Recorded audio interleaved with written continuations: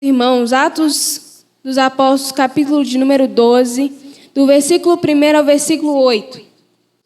E por aquele mesmo tempo, rei Herodes estendeu as mãos sobre alguns da igreja para os maltratar. E matou à espada Tiago, irmão de João. E vendo que isso agradara aos judeus, continuou, mandando prender também a Pedro. E eram os dias dos ázimos. E, havendo-o prendido, o encerrou na prisão, entregando-o a 4 quaternos de soldados para que o guardassem, querendo apresentá-lo ao povo depois da Páscoa. Pedro, pois, era guardado na prisão, mas a igreja fazia contínua oração por ele a Deus. E quando Herodes estava para o fazer comparecer, nessa mesma noite estava Pedro dormindo entre 2 soldados, ligado com 2 cadeias. E os guardas diante da porta guardavam a prisão. E eis que sobreveio o anjo do Senhor, e resplandeceu uma luz na prisão. E tocando a Pedro no lado, despertou, dizendo: levanta-te depressa. E caíram-lhe das mãos as cadeias. E disse-lhe o anjo: cinge-te e ata as tuas sandálias. E assim o fez. Disse-lhe mais: lança às costas a tua capa e segue-me. Nós sabemos que agora Pedro ele estava preso, ele estava encarcerado numa prisão por um tempo indeterminado, porque estava vivendo diante de um governo em que este se preocupava e estava se preocupando no momento em agradar aqueles que eram os judeus, ou seja, os fariseus da época. Então Pedro, nesse momento, ele se encontra preso. O que mais me chama na atenção nesse texto, e precisamente no versículo 8, ontem eu tive a oportunidade de estar ministrando uma igreja, e o Senhor me trouxe 2 palavras ao meu coração, sobre 2 vestimentas que a gente usava na época, que também trata lá em Marcos capítulo 5, versículo 40. Mateus, capítulo 5, versículo 40, vai dizer assim: que aquele que tomar a sua túnica, dê-lhe também a sua capa. Ou seja, se alguém bater a sua face, dê a outra face também para que esse bata. E no próximo versículo vai dizer que se alguém passar por ti, e se te tomar a sua túnica, dê a ele também a sua capa. E aqui nós vemos que a primeira ordenança a qual o Senhor deu para Pedro foi, no versículo ao qual nós frisamos: lança às costas a tua capa e segue-me. Nossa, Ana, mas por que você está dizendo isso? Por que você está enfatizando essas 2 palavras? Túnica na Bíblia, irmãos, se a gente for ver um dos trechos de vários contextos da Bíblia, a gente vai ver a seguinte expressão: cinge os teus lombos. Nós vamos ver em 2 Pedro, nós vamos ver também em Jeremias, capítulo 1, versículo 17, quando Jesus dá uma ordenança para Jeremias, falando com ele que ele iria até o povo para falar da vontade dele ao povo. A primeira coisa que o Senhor fala com Jeremias é: Jeremias, levanta-te, toma a tua capa, cinge os teus lombos e anunciai ao povo aquilo que eu quiser que você anuncie. E em vários trechos da Bíblia, o Senhor vai ordenar antes de qualquer coisa, dizer ao profeta, ao homem de Deus, para eles cingirem os vossos lombos. E a túnica, irmãos, era uma vestimenta usada justamente com essa finalidade. Antigamente, nos tempos bíblicos, aqueles homens e mulheres usavam túnicas, tanto homens quanto mulheres, e homens, precisamente, quando eles precisavam se movimentar com mais facilidade, eles tomavam as suas túnicas e amarravam ela, seja com um acessório ou com algum apetrecho na cintura, para que facilitasse a sua movimentação. E o que significa cingir os seus lombos? Amarrar as suas túnicas. A Bíblia vai dizer que Paulo era um dos profetas que vivia com as suas túnicas cingidas, porque ele estava sempre em movimento. Ele vivia com as suas túnicas presas, porque ele estava sempre em movimento. E o Senhor tocou o meu coração e falou: Ana, sabe o que quer dizer isso? Preparo. Sempre quando o Senhor quer te preparar para algo, Ele fala: cinge os teus lombos, amarra a tua túnica para que nada venha te atrapalhar de seguir o percurso que eu tenho para você. Então você vai se preparar, vai cingir os teus lombos, preparar as tuas vestimentas em forma de preparo para o teu reino. E só depois disso você vai se levantar para falar ou fazer aquilo que eu te envio. Só depois você vai pegar a capa. Nós vamos ver no contexto, na vida de Elias, também de Eliseu, o contexto, o significado de capa. Eu ouso dizer que capa significa chamado. Sempre quando o Senhor quer denominar um chamado a alguém, como Ele fez aqui para Pedro, o que Ele fez, Pedro? Agora já acabou o tempo de você ficar na prisão. Não é mais tempo de você estar na prisão. Isso aqui foi um período. E o que o anjo fez? Ele não levantou Pedro. Ele falou: Pedro, olha, eu vou atar as suas cadeias, vou tirar elas. Cinge os teus lombos, levanta-te, lança as tuas costas a tua capa, porque eu estou te chamando a regressar do caminho que você nunca deveria ter saído. E eu creio que nessa noite aqui, irmãos, o Senhor está chamando a cada um de nós a voltar para a oração, a voltar para o ministério, a voltar para a oração da madrugada, a voltar aos trabalhos que você não frequenta mais na congregação, a voltar para o ciclo de oração, a voltar para a disposição no altar, cingir os teus lombos, se levantar, tomar sobre ti a sua capa que o Senhor te deu e começar a caminhar de novo rumo ao propósito que Ele determinou sobre a sua vida. Irmãos, a gente vai entrar no contexto de cura também, que o Senhor falou muito ao meu coração. E além disso, sobre disposição. Porque é uma das coisas que nós falamos aqui sobre o preparo, sobre se levantar e se preparar e se colocar à disposição da obra de Deus. E sabe o que eu percebi estudando a Bíblia durante essa tarde? Falei: Senhor, o Senhor só cura quem está disposto a ser curado. O Senhor não cura quem está sentado. O Senhor não cura quem está deitado. O Senhor cura quem se levanta. Quando nós vemos a história do cego Bartimeu, daquele leproso, ele só recebeu uma atenção do Senhor quando ele falou: Senhor, filho de Davi, tem misericórdia de mim. E aquele homem, ele não falou baixo, porque a necessidade dele era grande. Então ele gritou: Senhor, filho de Davi, tem misericórdia de mim. Aquele leproso, ele se levantou, irmãos.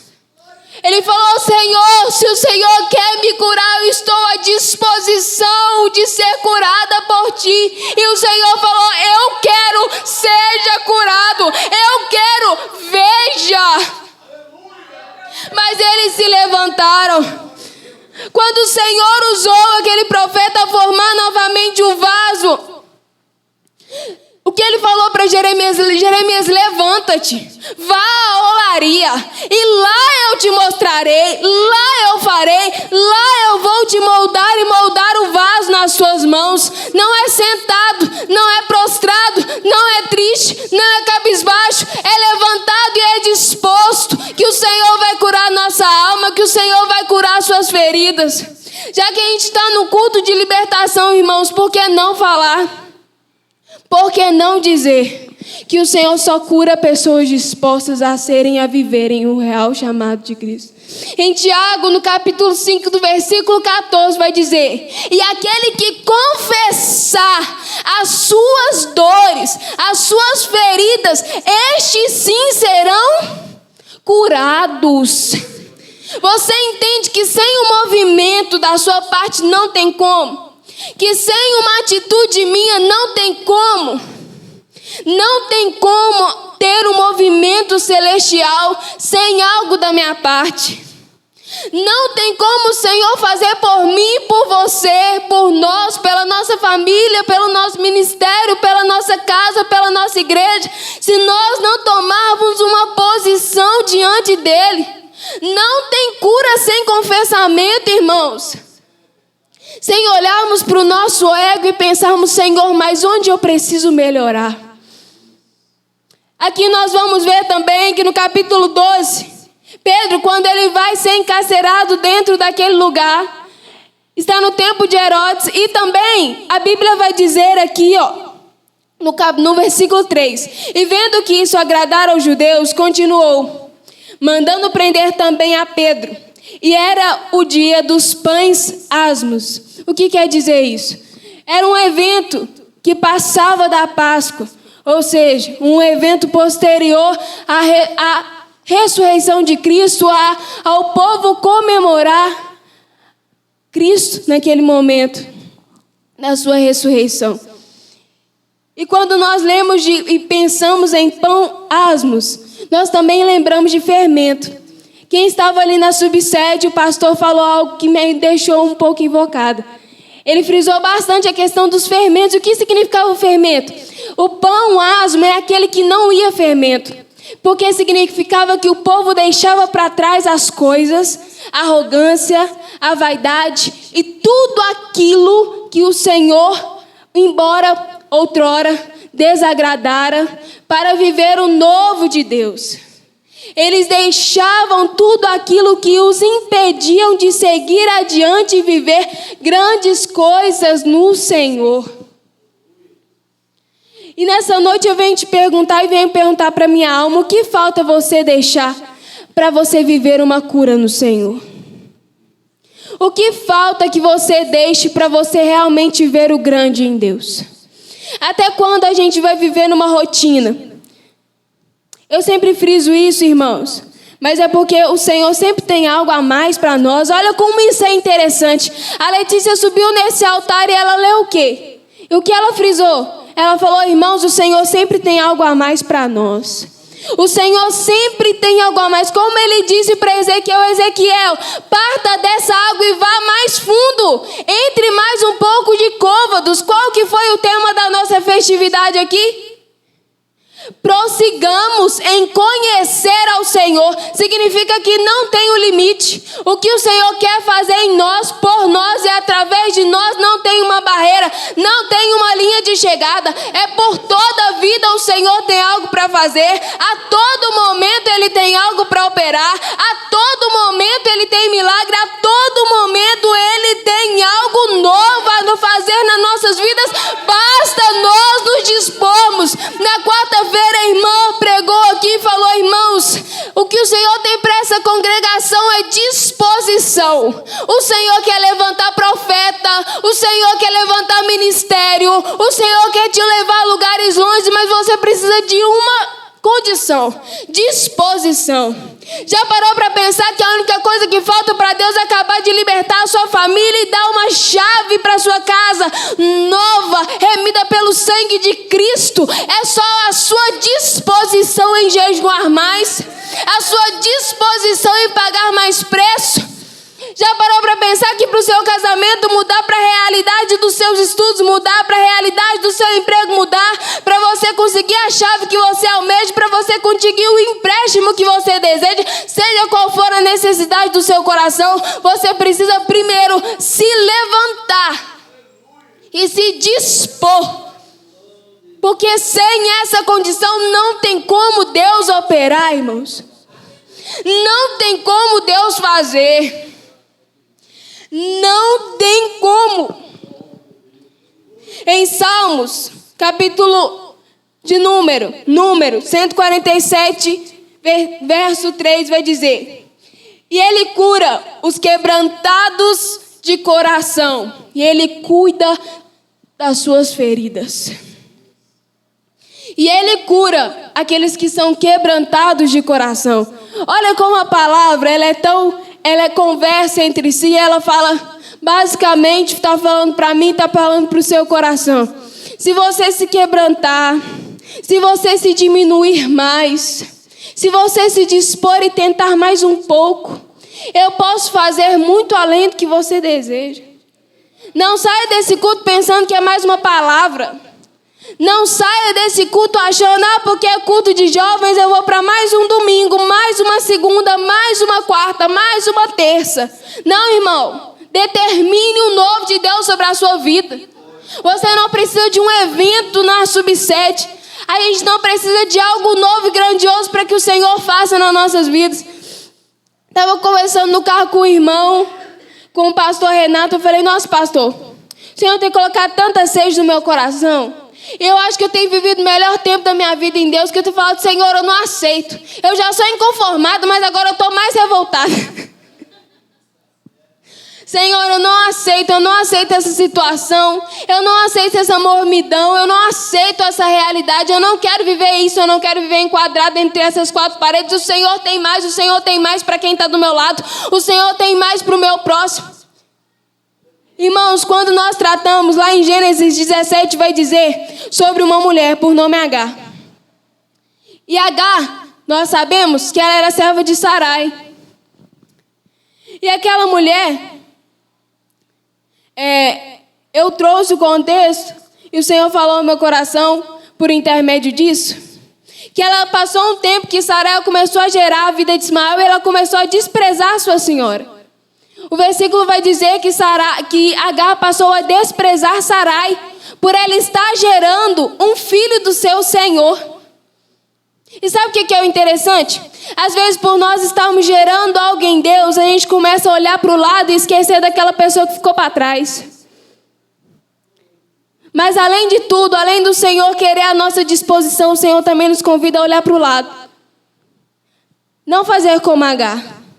Fazer assim como, não também como Sara, mas olhar para o lado e ver também, olha, a minha senhora ainda não está gerando um filho, mas eu estou e ela também vai gerar.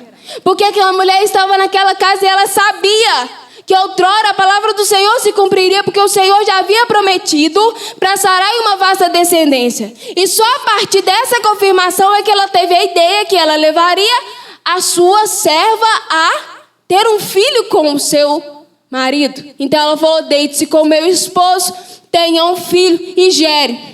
Mas Agar começou a desprezar a sua senhora. Talvez aquela mulher deve ter pensado, mas ela nunca vai gerar. Daqui a um tempo isso nunca vai acontecer. Mas acontece. E Agar vai o quê? Vai para o caminho do deserto. O que Agar deveria ter feito, meus irmãos? Apoiar aquela mulher. Minha senhora, você também vai gerar. Não é porque eu estou gerando Ismael que você também não vai gerar algo da parte de Deus.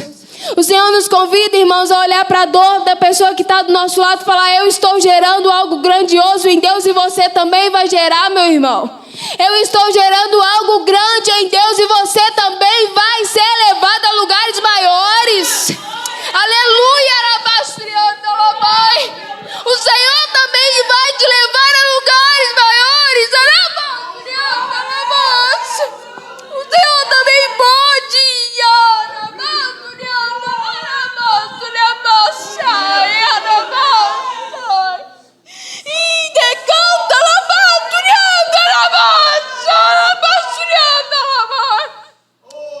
Oh, aleluia!